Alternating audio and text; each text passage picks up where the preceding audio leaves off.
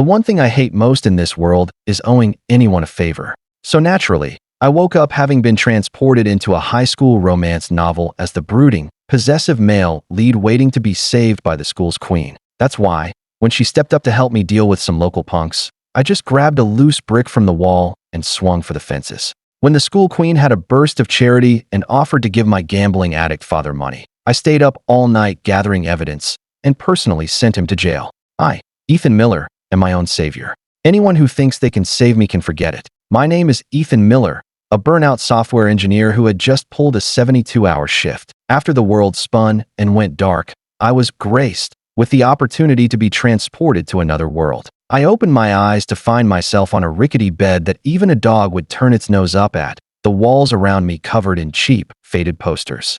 I rubbed my throbbing temples and sat up as a flood of unfamiliar memories washed over me. 17 years old, a scholarship student at Northwood Academy, a junior in high school. My mother passed away young, and my father is a gambling addict. This whole setup was the standard template for a weak, pitiful, and helpless loser. Unbelievable. This was the exact character setup from that novel I was trashing last night. The School Queen's Fragile First Love. Ding. Congratulations, host. You have been bound to Redemption System 008. A flat, electronic voice echoed in my head. You are required to strictly follow the plot, accept the salvation of the School Queen, Emma Sterling, and ultimately achieve the happy ending. I rolled my eyes. Salvation my ass. I was doing just fine on my own. I didn't need anyone to save me. The system's voice instantly turned shrill. Host, I advise you to adjust your attitude. Today is the crucial scene where you first meet the female lead. I ignored it and pulled on the only clean white t-shirt and jeans in the closet. The face staring back from the mirror was handsome and the body was thin, but the eyes held a hardened edge that was completely at odds with the fragile exterior. Listen up, 8-ball, I said coldly, running a hand through my hair.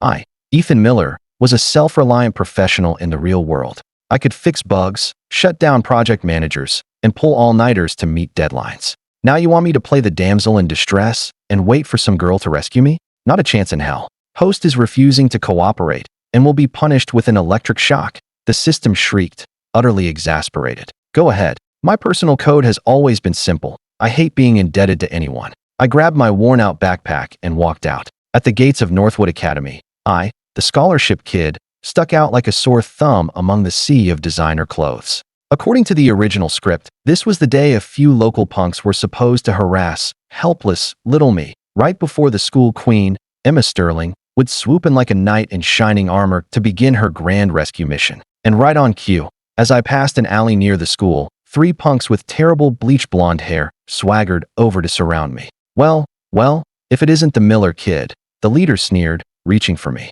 Your old man lost another $8,000 last night. He said you'd be bringing the cash to pay his debt. The script said I was supposed to be timid, cowering, and trembling in fear. Too bad for them. They got me instead. I spotted a loose brick in the corner of my eye, and without hesitation, I snatched it up and brought it down hard on the back of the leader's head. With a solid thud, the leader dropped to the pavement. His 2 buddies just stood there, completely stunned. I seized the moment, driving my foot into the groin of the guy on the left before swinging the brick backhanded into the shoulder of the one on the right. My father owes you money. You go to him. Stop fucking bothering me, I said, weighing the brick in my hand with a cold smile. Next time, I'll show you what it feels like to get your skulls cracked. Oh my God, a sharp gasp came from behind me. I turned to see a stunningly beautiful girl and her friends standing about 30 feet away, every one of them looking like they'd just swallowed a bug. This had to be the school queen, Emma Sterling. She was as beautiful as a painting, a real knockout. But the look of utter shock on her face was almost comical. What are you looking at? I said, dropping the brick and dusting off my hands. Never seen a good-looking guy in a fight. Emma's mouth twitched, and the jaws of the students behind her went slack. Warning, severe plot deviation. You are supposed to be timid and helpless, awaiting rescue. Rescue my ass. I shot back mentally, then raised an eyebrow at Emma. Can I help you with something? Emma snapped out of it, and actually smiled, a playful glint in her eyes. Interesting. What's your name? Ethan, I said, grabbing my backpack. If that's all, I'm heading to class. A few steps away, I heard her tell someone, find out everything you can about that guy. I want his complete file. It's over. It's completely over. The female lead's first impression of you is ruined. The entire storyline is a mess. The system's wailing was music to my ears. I let out a cheerful whistle. We're just getting started, 8-ball. Looking at the gleaming gates of Northwood Academy, a genuine smile spread across my face. To hell with the salvation plot. I write my own story. The next day, I was stuffing the cheapest bread roll from the cafeteria into my mouth when the system's voice exploded in my head again. Host, you committed a severe plot violation yesterday. You now have one chance to fix this. Go into the cafeteria and stage a fall so Emma has an opportunity to help you. I nearly choked on my bread roll. You want me to fake a fall on the greasy cafeteria floor? Has your programming been corrupted? System warning. Failure to comply will result in the initiation of the punishment protocol. Do your worst, I said calmly, taking a swig of water. I'd rather get zapped than embarrass myself. The words were barely out of my mouth when a powerful electric current shot from the base of my skull to the soles of my feet. My entire body seized up, convulsing violently. The bread roll flew from my hand, tracing a perfect arc through the air before splatting directly onto the gorgeous face of Emma Sterling, who had just walked into the cafeteria.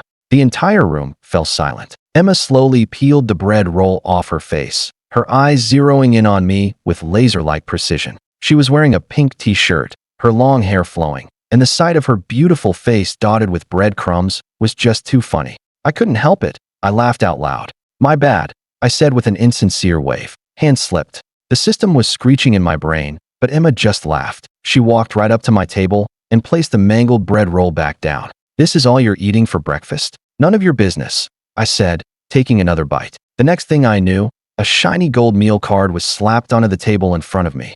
Unlimited balance, Emma said, looking down at me with an expression that screamed, "Congratulations, you're my new charity case." I looked up at her. Are you insane? Her entourage behind her gasped audibly. Clearly, no one ever talked to the school queen that way. Take the card. This is a crucial plot point, the system bellowed. I picked up the card, and just as a satisfied smile appeared on Emma's face, I snapped it cleanly in two.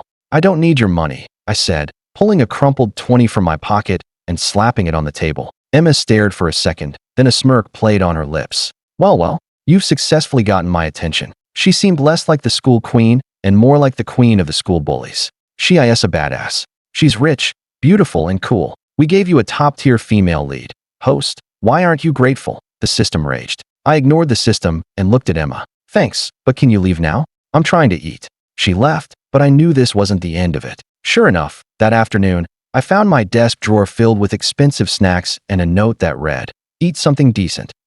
Psycho." I passed all the snacks out to the kids sitting around me. Host, you are pushing me to my limit, the system screamed, on the verge of a meltdown. Your limit must be pretty low, then, I replied nonchalantly. Let's see what you've got. Make me regret it. The final bell rang, and a greasy, middle-aged man blocked the classroom door. Ethan, my boy, Dad's here to see you. My blood ran cold. It was my deadbeat father, the same piece of trash from the novel who tried to sell his son to pay his debts. Where's the money? He asked, rubbing his hands together as he sidled up to me, stinking of booze. I hear some rich girl has her eye on you. Spot your old man $5,000, will ya? Just to get by. I tightened my grip on my backpack strap. I don't have it. He suddenly flew into a rage, grabbing my wrist. You little punk. After all I've done to raise you, you ungrateful brat. His hand flew up to strike me, and I was debating whether to put him on the floor with a shoulder throw when a cool, clear voice cut in. Sir, visitors aren't allowed on campus. Emma had appeared in the hallway, backpack in hand, her usual friends behind her. Seeing he was outnumbered, my father immediately lost his nerve, letting go of me with a sheepish grin. It's a misunderstanding, miss. I'm his father. Emma's eyes met mine, and I defiantly looked away. She raised an eyebrow, a thoughtful expression on her face, before pulling out her wallet. How much do you need? My father's eyes lit up. Not much, just 2,000. I shoved Emma's hand and the money away, growling. Stay out of my business. Then I grabbed my father and started dragging him toward the school gates. Once there, I lowered my voice to a hiss. If you ever show your face here again, I'll hand over that gambling kit you've got hidden under your bed to the cops. The color drained from his face. How did you know about that? Get lost. When I got back to the classroom to grab my bag, Emma was leaning against the doorframe, waiting. Do you need any help? She asked, her tone casual but her eyes serious. No, I said, turning to leave. But she stopped me. Ethan, why do you always push people away when they try to help? I stopped and turned back to face her. Because I don't need to be saved, especially not by your self-righteous charity. A quiet chuckle came from the corner of the classroom. A shy kid with round glasses raised his hand. I didn't mean to eavesdrop. It was Kevin Davis, one of the quiet kids in class. He suddenly shot to his feet, his voice filled with excitement. I think you're right. We don't have to wait for someone to come and save us. Then, as if startled by his own boldness, he quickly sat back down. Emma rubbed her nose, a thoughtful look on her face as she walked away. Kevin leaned in close and whispered, "Actually, I saw you with that brick yesterday. That was so cool." This kid, who seemed so timid, was the first person to actually take my side since I arrived here. "Want to walk home together?" I asked. His eyes lit up and he nodded enthusiastically. As we left the school grounds, the system's voice came, cold and flat. "You will pay a price for your actions today." I glanced at Kevin, happily chattering away beside me, and found that I didn't care. Suddenly, a searing pain exploded in my temples. My vision went black, and I staggered. Punishment protocol initiated. The system's punishment headache lasted for 3 straight days. It felt like a tiny marching band was parading around inside my skull, day and night. But I'm Ethan Miller. Even when the pain was so bad my vision swam, I still finished my math homework and helped Kevin fix a couple of his problems. "Ethan, you look awful," Kevin said, handing me a carton of milk. "You should go to the nurse's office." "I'm fine," I said, twisting the cap off and taking a long drink. Just a stupid system having a meltdown in my brain. What was that? Nothing. In the cafeteria, I got my usual, the cheapest tray of rice and whatever free soup they were offering. I had just sat down when a shadow fell over my table. It was Emma again. Well, if it isn't Miss Sterling, gracing us peasants with her presence. "Should I do a little dance for your entertainment?" The students around us gasped. I guess no one ever sassed the school queen. But Emma just laughed and slid into the seat across from me. "Ethan, with a mouth that sharp, it's a wonder you haven't cut yourself." I calmly sipped my soup. "I'm just gifted." She suddenly snatched my meal card off the table and handed it to one of her friends. "Go put 5,000 on this." I shot up from my seat, slamming my hand on the table and grabbing the card back. "Emma, what is your problem?" "Host, the female lead giving you money is a crucial plot point." "Shut up." I stormed out of the cafeteria, ignoring the system's frantic screams. During math class that afternoon, our teacher made an announcement. There was a statewide math competition next Wednesday, and our class had 2 slots. Emma, as last year's runner-up, automatically qualified for one. As for the second spot, she said, scanning the room, "Are there any volunteers?" The class was dead silent. Competitions like this were for the academic superstars. The rest of us would just be lambs to the slaughter. I raised my hand. The teacher pushed her glasses up her nose. "Ethan, you scored a C on the last math test. I'd like to give it a shot," I said. Emma turned in her seat, sizing me up with a curious expression. "Host's mathematical ability is inconsistent with character profile. Severe OOC warning." My character profile? I scoffed internally. In my previous life, I was a math major from a top-tier university. On the day of the competition, I wore my standard Northwood uniform, which made me stand out among the students from elite magnet schools. Emma was seated a few rows ahead of me, and she kept glancing back, her eyes full of suspicion. When the test was handed out, I gave it a quick scan. This was it. 40 minutes later, I handed in my paper and walked out, leaving a room full of shocked faces behind me. The proctor stared at me, wide-eyed. "Son, are you sure you don't want to check your work?" "Checked it 3 times. And I'm in a hurry. I'm going to be late for my job." The day the results were posted, the entire school was in an uproar. First place, Ethan Miller, with a perfect score. Second place, Emma Sterling, 15 points shy of perfect. The teacher read the results, and the class was stunned. Meanwhile, my brain was buzzing as the system's punishment currents coursed through it. Severe plot deviation. Punishment level increased. The shocks came in waves, each more intense than the last. I bit down hard on my lip, refusing to make a sound. Kevin looked at me, worried. "Ethan, you're really pale." I wiped the cold sweat from my brow. "It's nothing, just excited." After school, Emma blocked my way at the classroom door. "Who are you, really?" "You tell me," I said, trying to move past her. She grabbed my wrist, her grip surprisingly strong. "Someone who gets a C on a test doesn't get a perfect score in a state competition." I pulled my arm free. "Miss Sterling, not everyone feels the need to show off all the time," I said coldly, holding up the envelope with the prize money. "Warning, female lead's pride has been severely wounded." Good, I thought. She deserved it. On weekends, I worked at a boba shop near the school for minimum wage. It wasn't much, but it was enough to cover my meals. I was in the middle of making a drink for a customer when the bell on the door chimed. "Welcome," I said, looking up. My smile vanished when I saw Emma and her friends walk in. "What are you doing here?" She raised an eyebrow. "Is there a rule against customers coming in?" "Whatever," I muttered, turning back to slice fruit. They took a table by the window, and I could feel Emma's eyes on me the whole time. One of her friends started teasing her. "So, Emma, you got a thing for the new guy?"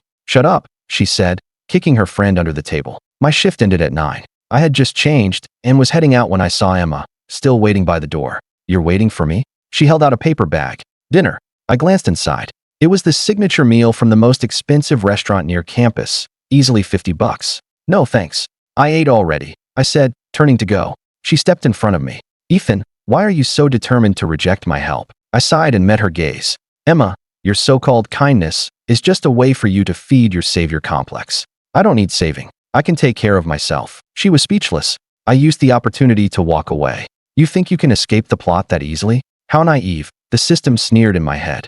I ignored it, feeling the cash from my paycheck in my pocket. I'd start looking for a better-paying tutoring job next week. I stopped at an ATM on the way home to check my balance. About $500.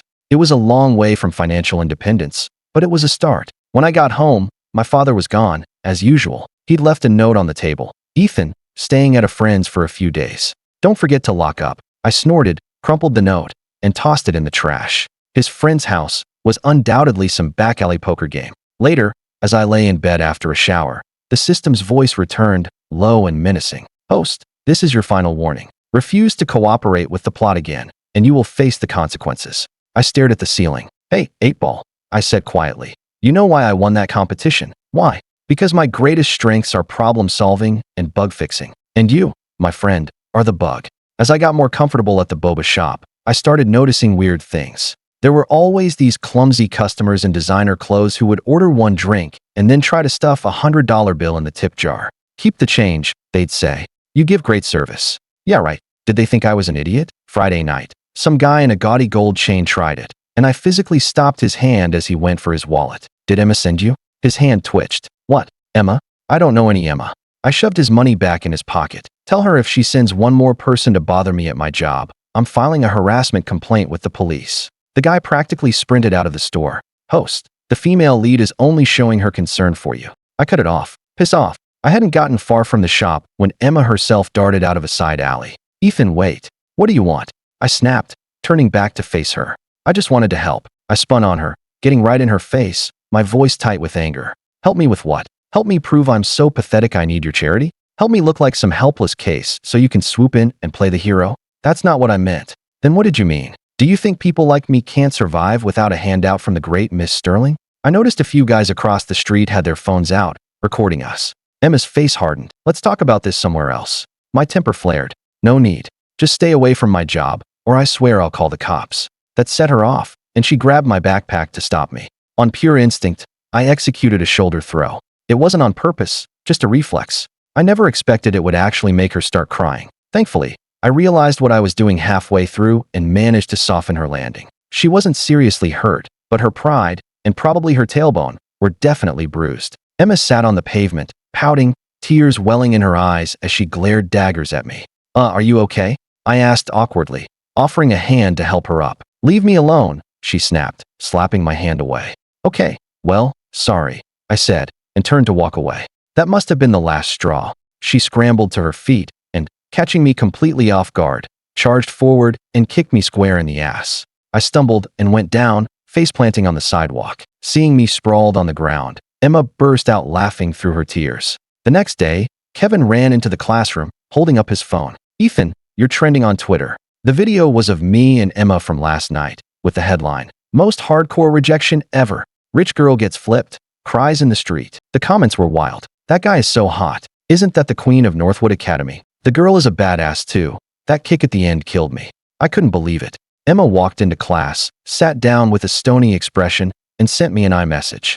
Are you happy now? I sent back a panda meme. It was a good kick. Host, you are supposed to be developing a romantic plotline, not a slapstick comedy routine. The system shrieked, on the verge of total collapse. I thought it was an improvement. I watched Emma subtly trying to rub her sore backside and had to stifle a laugh. At lunchtime, a commotion broke out at the school gate. A few big, intimidating guys were blocking the entrance. The one in charge was asking around. Junior class, section 3. Where's Ethan Miller? My fork froze halfway to my mouth. Loan sharks. Kevin grabbed my arm nervously. Ethan, don't go out there. I put down my fork. It's fine. I have to deal with this eventually. I had just reached the gate when Emma materialized out of nowhere. Can I help you, gentlemen? None of your damn business. One of the thugs grunted, shoving her aside. Where's Daniel Miller's kid? The old man owes us 10 grand. I walked forward slowly. I'm his son, but I don't have any money. The thug grinned. No money? Then we'll take a kidney instead. Emma moved to stand beside me. This is a school. I'm asking you to leave. He looked Emma up and down, a nasty smirk on his face. Your girlfriend? She's a cute one. Maybe she can help you pay off your debt. I bet she'd fetch a good price. Without a word of warning, I drove my fist into his face. Keep your mouth clean. The scene exploded into chaos. In the scuffle, as Emma tried to pull me away, she caught a stray slap to the face. I shoved her behind me. Get back. Stay out of this. Someone in the crowd of students had already called the cops. They arrived quickly and took all of us down to the station. By the time I was done with my statement, night had fallen. Emma was waiting for me under a streetlight, a bright red handprint visible on her cheek. Thanks, she said, wiping a bit of blood from the corner of her mouth. That slap had been harder than I thought. But this is my problem. I can handle it. How? You think they're just going to give up? I have a plan. The next day was Saturday. I got up early. As expected, my father was passed out at home, stinking of cheap liquor. I shook him awake. Dad, the loan sharks came to the school. He shot upright, suddenly wide awake. What? How did they find you? I handed him a glass of water. We can't keep doing this. I have an idea that will solve the problem. What is it? We call the cops. His eyes went wide. No way. Those guys will kill me. I'm not calling them on those guys. I'm calling them on you. I opened the photo gallery on my phone. It was filled with pictures and videos of him at illegal poker games, some of which I'd taken myself the night before after sneaking into his usual spot. The color drained from his face. You have two options. 1. I report you. A gambling charge will get you at least 15 days in a holding cell where those thugs can't reach you. 2. You turn yourself in. I'm your father, and that's the only reason I'm giving you a choice. Dad, this is the last time I'm going to help you. Finally, his shoulders slumped in defeat, and he agreed to turn himself in. I went with him to the police station and handed the evidence over myself. As I walked out, the system was having a complete meltdown in my head.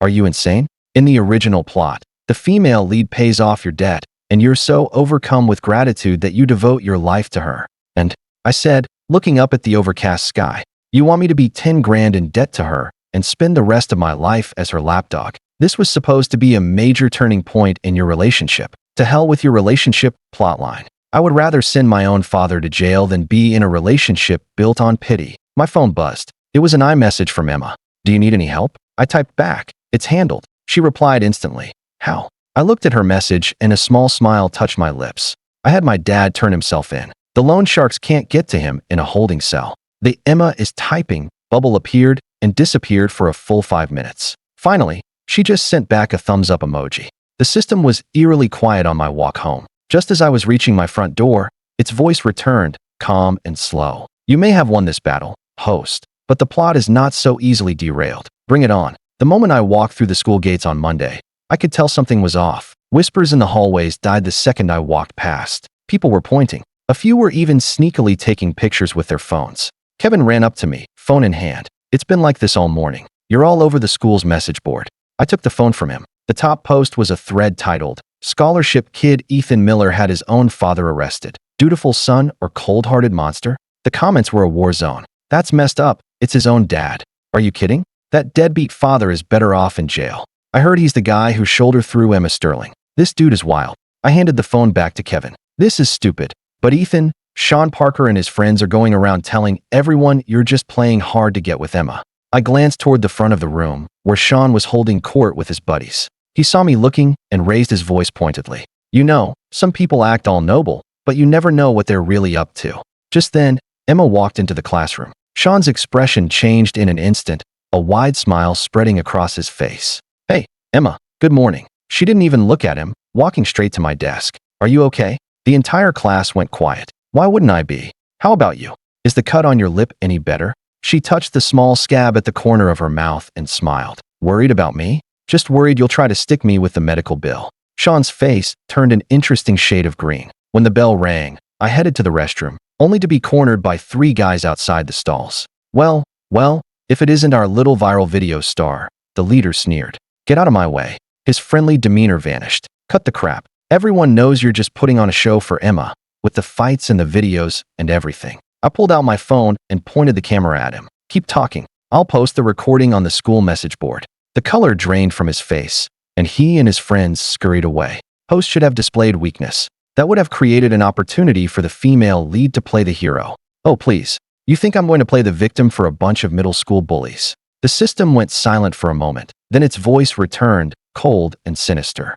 "In that case, don't blame me for what happens next." I had only taken a few steps out of the restroom when an agonizing pain exploded in my head, far worse than anything before. I staggered and collapsed to my knees. The pain washed over me in relentless waves, and I bit my lip to keep from crying out. Someone was helping me up. It was Emma. Her face was pale with worry. "What's happening?" I managed to get to my feet. "Nothing, just low blood sugar." She obviously didn't buy it, but she didn't press. "I'm taking you to the nurse." "You don't have to." She just grabbed my arm and started walking, not giving me a chance to argue. I was in too much pain to fight back. Through a haze of pain, I heard the system's voice. "This is only the beginning. Obey the plot, or the pain will be worse next time." The nurse was out, so Emma had me lie down on one of the beds while she frantically searched the cabinets for a glucose tablet. I noticed her forehead was beaded with sweat. I managed a weak smile. "Did I scare you?" She stared at me, her expression unreadable. "Does this happen a lot?" "Only recently." Emma suddenly took my hand.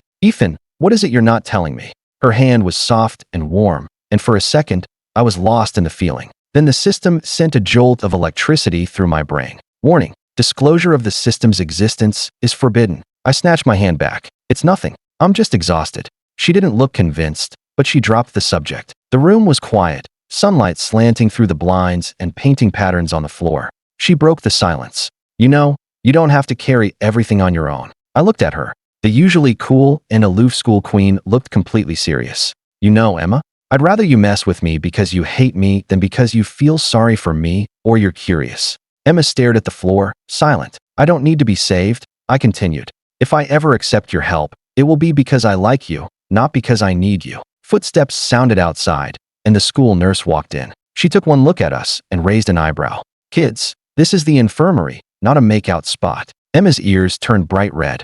I hopped off the bed. "It was just low blood sugar, ma'am. I'm fine now." As I left the office, Emma fell into step beside me. "I'll walk you home. Suit yourself." The setting sun cast our shadows long and thin behind us. "Relationship progression is nominal, but the vector is completely incorrect," the system noted. I ignored it, because at that moment, Emma was awkwardly telling me a terrible joke, and despite myself, I laughed. Maybe this cool, untouchable girl was actually pretty warm-hearted. The thought had barely crossed my mind when the system hit me with an extra-large jolt of electricity. My knees buckled, and Emma had to grab me to keep me from falling. "Is the pain back?" she asked, her voice tight with worry. I shook my head, but I had a message for the system. "The more you pull this crap, 8-ball, the more determined I am to burn your script. We shall see about that." Sean's retaliation came even sooner than I'd expected. During gym class on Thursday, I went to the restroom, and as soon as I closed the stall door, I heard a loud clatter from the other side. Something was now jamming it shut. So childish. I rolled my eyes. I could hear Sean and his cronies snickering outside. "Hey, Miller, you're so tough, right? Let's see you get out of this one." I crouched down and peered through the crack at the bottom of the door. A mop handle was wedged under the lock. Their footsteps faded as they walked away, apparently convinced they'd trapped me. "Hey, 8-ball, are all the villains in this story this stupid?" I thought. The system remained silent. I pulled out my keys. Attached to the ring was a mini Swiss Army knife I'd carried ever since I got here. It only took a minute to remove the screws on the lock and pull the entire mechanism out of the door. As I pushed the door open, I heard one of Sean's lackeys yelling down the hall. "Ethan Miller is trapped in the bathroom. Someone get Emma Sterling to come rescue the wimp." Sean himself was standing right outside the restroom door, clearly eager to watch the drama unfold. So that was his plan. I crept up behind him, and before he knew what was happening, I dragged him into the same stall, slammed the door, and jammed my Swiss Army knife into the broken lock. Sean yelped. "Hey, who's out there?" "Shoo," I whispered through the door. "Keep your voice down. You wanted Emma to come rescue a wimp, right? I'm just helping you set the stage." "Miller, how did you get out?" "Let me out of here. Don't worry. Your damsel in distress will be here any minute." I washed my hands and strolled out to the athletic fields, where I found Kevin. "What's with the evil grin?" he asked. "We're going to watch a show." We were just coming back from the snack bar when we saw Emma and a few of her friends rushing toward the boys' restroom. She had her hair in a high ponytail, and it streamed behind her as she ran. It was actually a pretty cool sight. A crowd had already formed at the restroom door. Emma was yelling at the locked stall. "Ethan, are you in there?" The voice that answered was not mine. "Emma, it's me, Sean. I'm locked in." The look on Emma's face was priceless. "Sean, what are you doing in there?" "Where's Ethan?" "Right here," I said, stepping out from the back of the crowd with an ice cream cone. The entire hallway went silent. Emma looked from me to the locked stall door and back again, her expression a perfect mix of confusion and annoyance. I put on my most innocent face. Looks like Sean accidentally locked himself in. I was just on my way to get a janitor. From inside the stall, Sean screamed, "You bastard, Miller! You're the one who—" I raised my voice to talk over him. "What about me? Weren't you the one who sent for Emma to come rescue a wimp? Well, she's here. Come on out." The crowd of students around us burst out laughing. Emma put a hand to her forehead, but I could see she was trying not to smile. "I'm just glad you're okay." Because I'd jammed the lock so thoroughly, they had to call a janitor with a crowbar to get Sean out. By the time he arrived, Emma and I were long gone. "You did that on purpose, didn't you?" Emma asked. "Who knew the locks here were so cheap?" I said, licking a drip of melting ice cream from my cone. She suddenly reached out and wiped a smudge of cream from the corner of my mouth. "You missed a spot." The gesture was so casual and intimate that it caught both of us by surprise. She quickly pulled her hand back, the tips of her ears turning pink. "So," she said, clearing her throat, "want to skip the rest of the day? There's a place I want to show you." For some reason I still don't understand, I nodded. The wind was strong on the school roof, but the view was incredible. You could see the entire campus. Emma leaned against the railing, her face bathed in the golden light of the setting sun. "I used to come up here all the time when I was little," she said quietly. "Whenever my parents were fighting." I was surprised. "You seem to think my life is perfect," she said, turning to look at me. "It's not. I'm just good at being the person everyone expects me to be." "Why are you telling me this?" "Because I'd never met anyone who made me want to be different." That was a little too direct for me to handle. "Emma, what is it you like about me?" "Just that I don't kiss the ground you walk on like every other guy in this school." She thought for a moment. "That's part of it. But it's more that you're real. You don't need anyone, and you don't pretend to be someone you're not. And do you know why I keep pushing you away? Because my stunning beauty is too intimidating?" I nearly choked. "Get over yourself." She laughed, then her expression turned serious. "I know you don't want a relationship built on me saving you. But Ethan, that's not why I'm interested in you." "Then why?" "Because I'm jealous," she said, her voice barely a whisper. "I'm jealous of how free you are." The sun sank below the horizon, setting the clouds ablaze. We stood there in silence, side by side. Final ultimatum. Continued deviation from the plot will result in the initiation of the ultimate punishment protocol. I scoffed. "You know," I said, turning to her, "we could just start as friends." I saw that this cool, confident girl was nervously fiddling with the paint on the railing. "Okay," she said, and her whole face lit up. On the way back to class, the system went into a full-blown panic. "Host, this is your final chance. Recite the following line immediately." "Emma, the truth is, I've always liked you. I was just too afraid to admit it." "Dream on," I thought. "Then you have only yourself to blame." A wave of pain, more intense than anything I had ever felt, crashed over me. The world went black, and I collapsed. I was curled on the floor, a strangled sob escaping my lips. The last thing I remember was Emma kneeling over me, her voice frantic, on the verge of tears. "Ultimate punishment protocol initiated. Host will enter a permanent comatose state in 72 hours unless plot compliance is achieved. Go to hell." That was my last thought before everything faded away. I had a long dream. I was floating in a white, empty space, and System 008 had taken the form of a glowing bird, circling my head. It flapped its wings frantically. "Host, why must you be so difficult? It would be so much easier if you just followed the script. Why choose to suffer?" I swatted at it. "You know, 8-Ball, where I come from, we cook birds like you in a stew." Its feathers puffed out in anger. "Keep up the tough guy act. In 24 hours, you'll be a vegetable." I was about to fire back a response when I heard a voice, faint and far away. It was Emma. "Ethan, can you hear me?" The white void began to fade, and I forced my eyes open. I was met with the glare of fluorescent lights, the smell of antiseptic, and the sight of Emma, asleep in a chair pulled up to my hospital bed. Her face was pale with exhaustion, and she was clutching a medical textbook. "Emma," I croaked, my voice hoarse and unfamiliar. Her head snapped up. Her eyes were red-rimmed and bloodshot. She fumbled for the nurse's call button. After a quick examination, the doctor pushed his glasses up his nose. "It appears to be a case of extreme exhaustion," he said, clearly baffled. When he had gone, Emma handed me a cup of water. "You scared the hell out of me," she said. "You've been unconscious for 2 days." I took a small sip of water, then her words registered. "Did you say 2 days?" She rubbed her temples. "Yeah, it's Saturday now. You've been out since Thursday afternoon." That meant I had less than 24 hours left. I grabbed her sleeve. "Wait, why are you here? What about school?" The tips of her ears went red. "Kevin and I are taking shifts. He was here all night and just left this morning." She hesitated for a moment before adding, "Your dad came to the school yesterday." He made a scene. I shot up in bed, the room spinning around me. What? I thought he was in a holding cell. Emma gently pushed me back down. He got out. He heard you were in the hospital and came to the school demanding they pay your medical bills. I was there when it happened. And then what happened?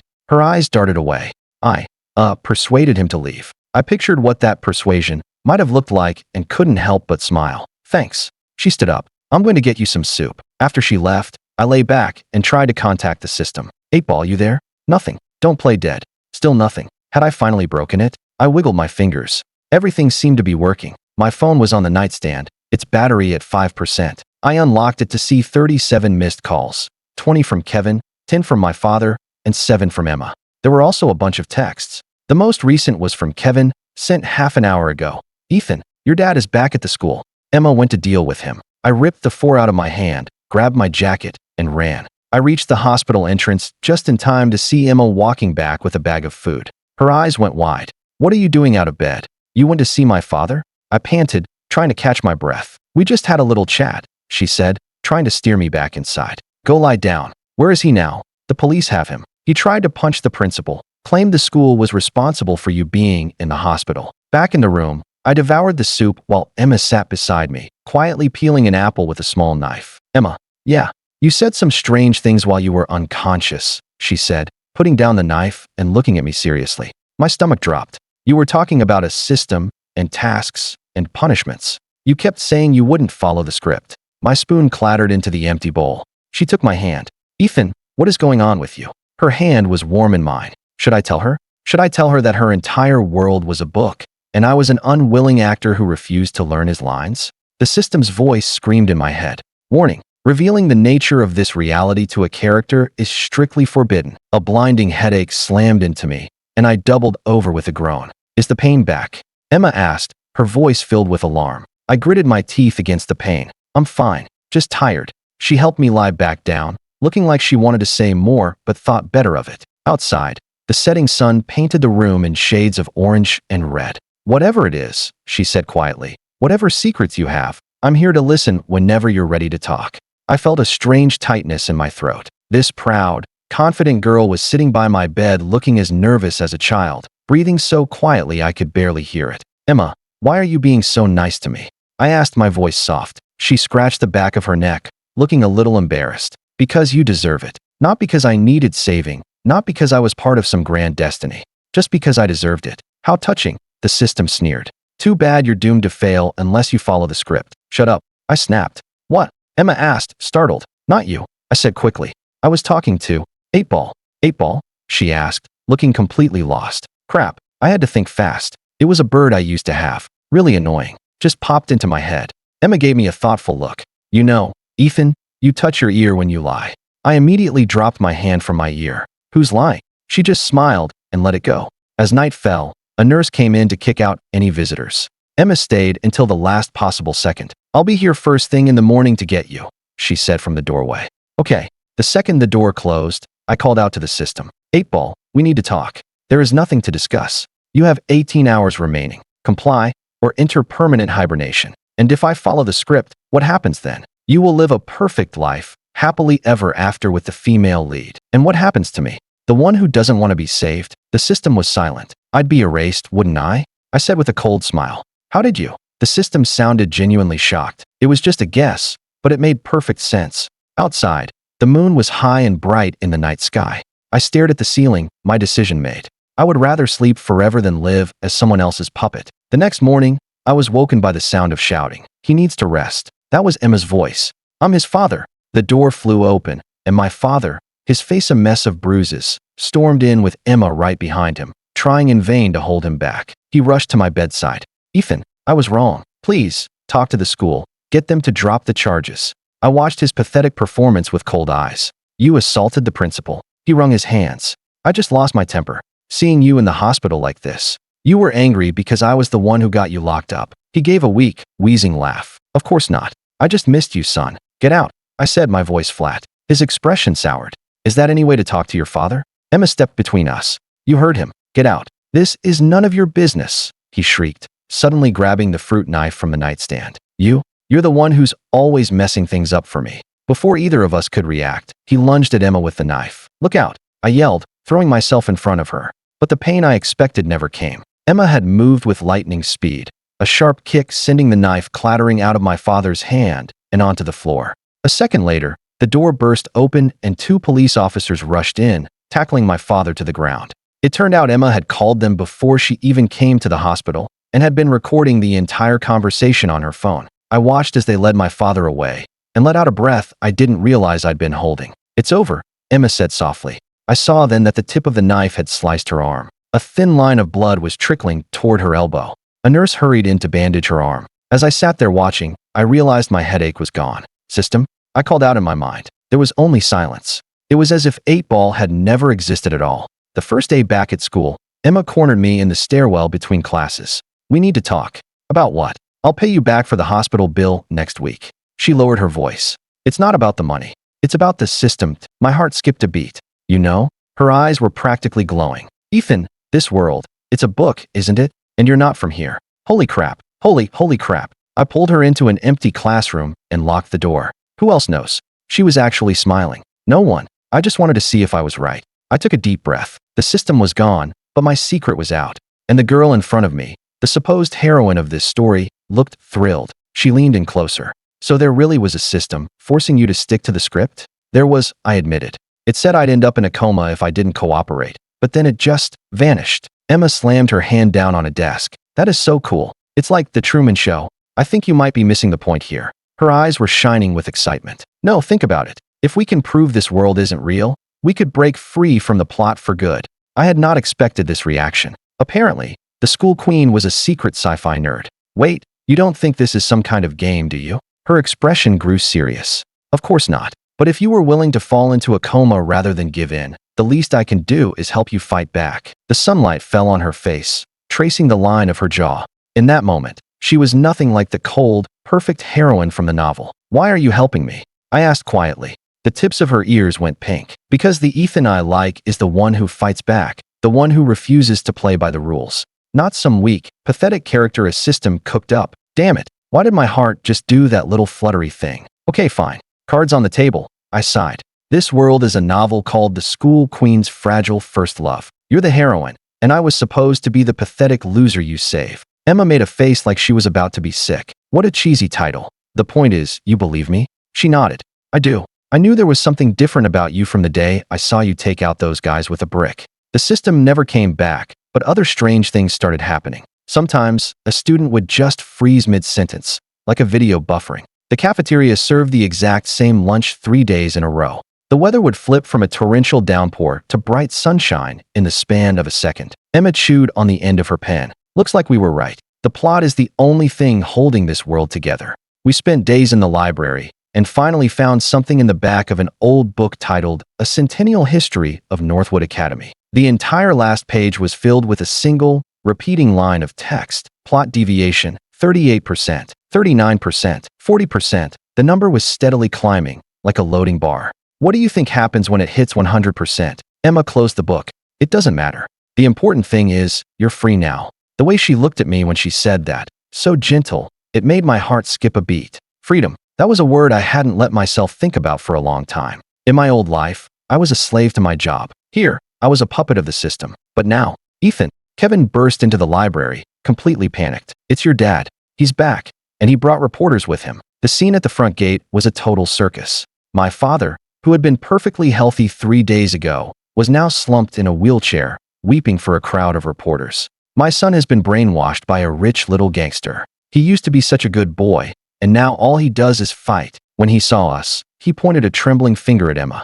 "That's her. She's the one. She forced my boy to date her, and she told him to beat me." Instantly, every camera and microphone was pointed in our direction. "Sir, can you comment on the allegations that you assaulted your own father? Is it true you've disowned your family to get close to the Sterlings?" Emma said nothing. She just held up her phone and played the video of my father lunging at her with the knife in the hospital room. In the video, he was screaming and full of energy, a far cry from the frail invalid he was pretending to be now. The reporters erupted in a flurry of questions. My father's face went pale. "It's fake. That video is fake." I smiled. "Should we call the police? Falsifying injuries, slander, attempted extortion. I think that's enough to get you a few more months in jail." He leaped out of the wheelchair and ran faster than I'd ever seen him move. The reporters, after a moment of stunned silence, quickly scattered. Emma was standing beside me, her shoulders shaking as she tried to stifle her laughter. Ethan, you are something else. She reached out and ruffled my hair. That was brilliant. As we walked back toward the school, the sky suddenly flickered, not like clouds covering the sun, but like an old television losing its signal. Emma frowned. There it is again. It's getting worse. It was like someone had hit the mute button on the entire campus. Students were frozen mid-step. Leaves stopped falling, suspended in midair. I could hear a faint static hissing, like a radio between stations. And then, just as suddenly, everything was normal again. What do you think the deviation percentage is now? I whispered. Emma's expression was determined. Who cares? We just have to keep pushing. After school, we checked the book. The page now read, plot deviation, 68%, 69%, 70%. The numbers were ticking up faster now.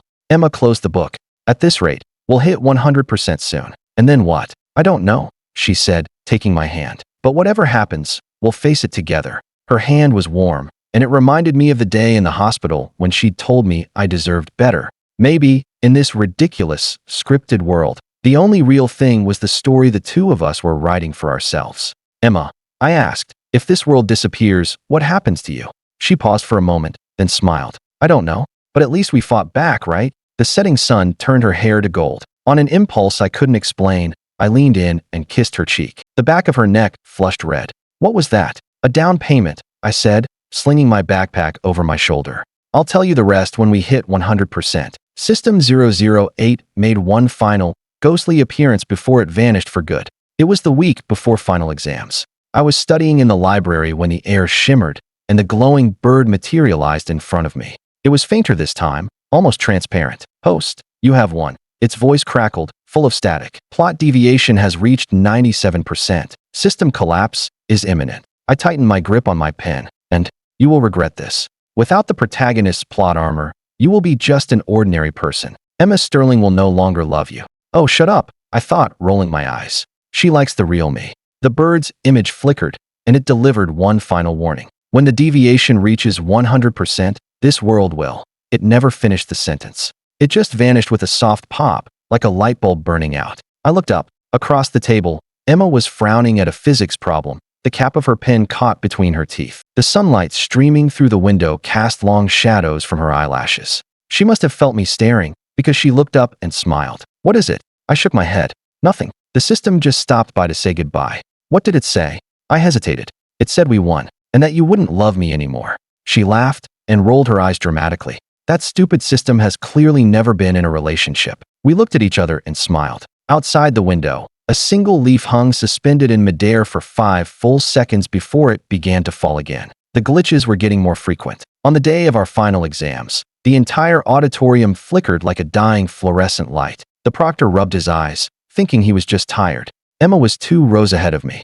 Every time I looked up from my test, I could see her, completely focused. When the final bell rang, the world stuttered. The sky outside went dark for a split second, and everything froze. I looked down at my watch. The second hand was stuck. It stayed that way for 3 seconds, then started ticking again. Did you feel that?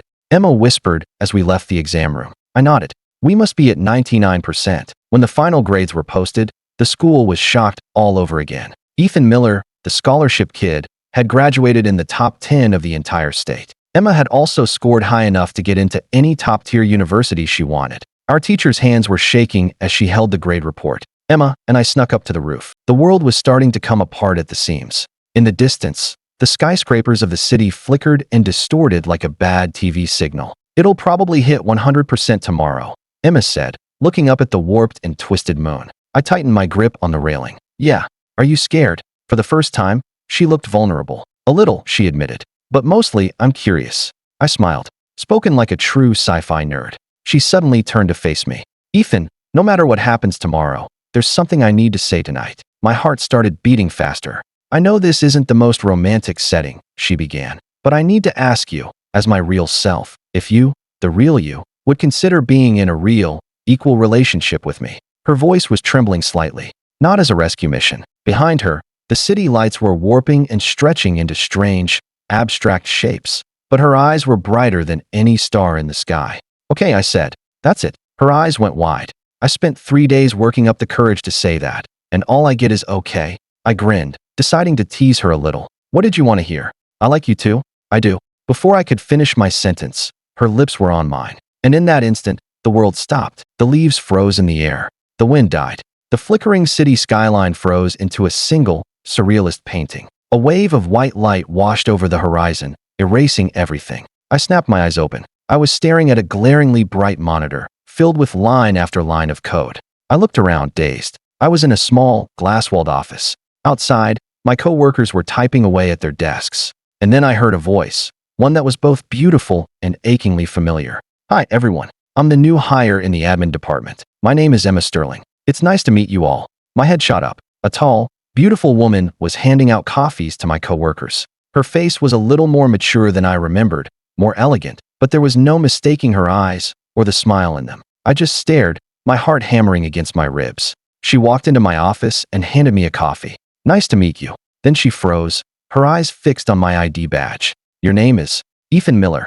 I glanced down at my badge. Ethan Miller, senior engineer. Do you know me? I asked, trying to keep my voice steady. She smiled. I used to know someone named Ethan. And besides, you feel familiar. She avoided my eyes, her gaze falling on my computer monitor. I had a web novel pulled up. The title was The School Queen's Fragile First Love. She stared at the screen, a strange, distant look in her eyes. I quickly minimized the window, just some light reading on my break. After a moment of silence, I spoke. I just had the strangest, most vivid dream. I dreamed I was a high school kid.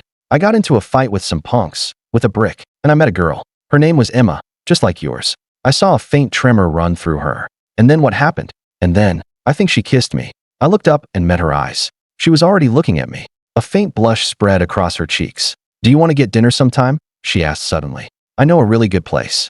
Okay. She started to walk away, then turned back, a playful glint in her eye. Ethan, do you remember what you owe me? I smiled, a warmth spreading through my chest. Of course I do. Outside, the sun shone through the glass walls of the office, warm and real. In this world, with no system and no script, our story was just beginning.